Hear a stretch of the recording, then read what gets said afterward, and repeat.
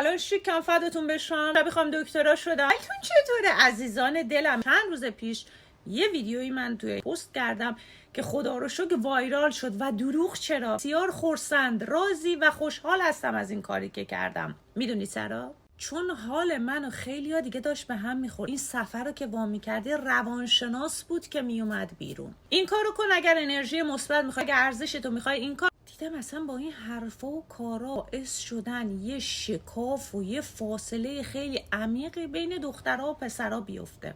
طوری که دختره به من پیام داده چرا داری از نر دفاع میکنی؟ کاری که اصلا با شعور این خانم ندارم، چون احتمالا خودش هم ماده‌ای بیش نیست. چون نمیشه هر کسی تو خانوادهش برادری، پدری، دایی، عمویی یک کسی رو داره که به احترامش مرد نگه نر. پس این خانم خودش ماده‌ای بیش نبوده. گارد گرفتن اصلا بدون اینکه بپرسن چرا، چی شده. آدم میخواد نظر بده، اول میبینه قضیه چیه، بعد گاله رو باز میکنه. اصل حرف من این بود، روابطتون، پارتنرتون رو، زندگیتون رو کس دیگه مقایسه نکنید. این بده؟ با مقایسه کردن تو این فضای مجازی خودتون رو بدبخت نکنید. پارتنر فلانی یه امریکا برای تولد دوست دخترش 600,000 تا گل رز خرید. دیدی پارتنر فلان بلاگر براش آیفون 16 کادو خرید؟ عزیز من آیفون 16 اینجا از دم قسطه. وای تو رو خدا، شانس مردم هر روز داره لباس میخره، هر روز داره یه استایل میزنه. 90% آنلاین میخرن، ویدیو باش میگیرن، پس میفرستن میره. به این سوی چراغ قسم. و این توی پشت این گوشی نشستی، باسن پارتنره رو پاره کردی، حساب خودتو خراب کردی که چرا تو برای من این کارا نمی کنی. همون یه تصویر رو دیدی. پارتنر شما، دوست پسر شما باید برای شما ارزش قائل باشه. هر کاری که میتونه انجام بده حال شما خوب باشه. اینو من میفهمم. ولی با دلار 100,000 تومان اون بدبخت باید تو ایران چی کار کنه؟ چه جوری همون آیفون 16 رو برای تو بخره با این تورم؟ چرا باید جر بخوره تا شما متوجه بشی براش ارزش داری؟ مطمئن باش براش ارزشمندی، ولی چی کار کنه؟ از دیوار کی بالا بره؟ چه کار خلافی انجام بده؟ برای من نوشته نگران اعتماد به نفس آقایون نباش. من دارم در مورد آدم‌های نرمال با ذات خوب صحبت میکنم. من کاری با اونی که ذاتش خرابه، ذاتش کثیفه ندارم، چه دختر چه پسر. دارم در مورد یه رابطه سالم صحبت میکنم و نگران 30-40 ساله ها هم نیستم، دیگه عاقلن، بالغن. نگران اون نوجواناییم که تو سن رشدن، که تو 22 سالگی باید یه پارتنری همسن خودشون پیدا کنن، با عشق یه رابطه رو ببرن جلو.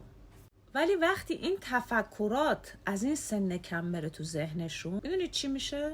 4 سبا دیگه اون انتظاراتی که داره، اون چیزایی که تو این فضا میبینه، دوست پسر نمیتونه براش انجام بده. چی میشه؟ من ارزشم خیلی بیشتر از این حرفاست. میره یه شوگر ددی میزن، میره با یه مرد زندار، چون بیشتر میتونه براش خرج کنه، چون امکاناتش بیشتر. این میشه که اون مرد یا پسری که دستش به دهنش میرسه، حالا از هر راهی که پول در میاد، خودش اجازه میده وجود زن، دوست دختر، یه لب ژلی، یه سینه پفکی ببینه بره. چون با اون پول میتونه به اون دختر نشون بده که تو ارزشت بالاست. طرف صحبت من تو اون کلیپ فقط دخترها نبودن، این برداشت اشتباهتون بود. با آقایونم هستم. دختر نوشته 6 سال با یه نفر بودم، دار و ندارش ساختم. یه دختری رو خارج از ایران پیدا کرد، به خاطر موقعیت رفته. پس فقط مختص خانوما نیست، ولی چون دارن اینجوری جا میندازن ای دختر ارزش تو خیلی بیشتر از این حرفاست و من میفهمم ارزش همه خانمای عزیز کشورم بالاست، ولی پارتنر تو این شرایط اقتصادی چه غلطی باید بکنه، چی کار باید بکنه، از چه راهی باید پول در بیاره که تو به اون نقطه برسی و ارضا بشی و بگی الان ارزش من معلوم شد.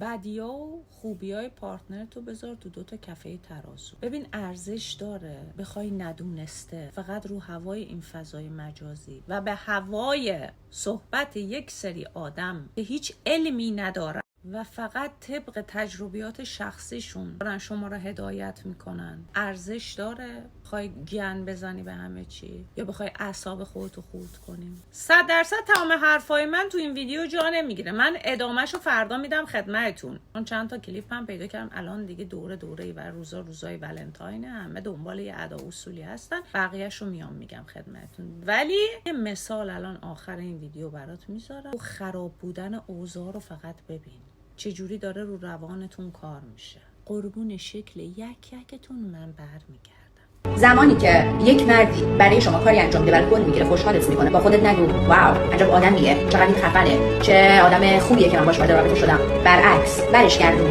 در واقع تو باید بگی من چه دختر خوبیم، من چقدر سمارتم، من چقدر خوبم که این آدم داره برام این کار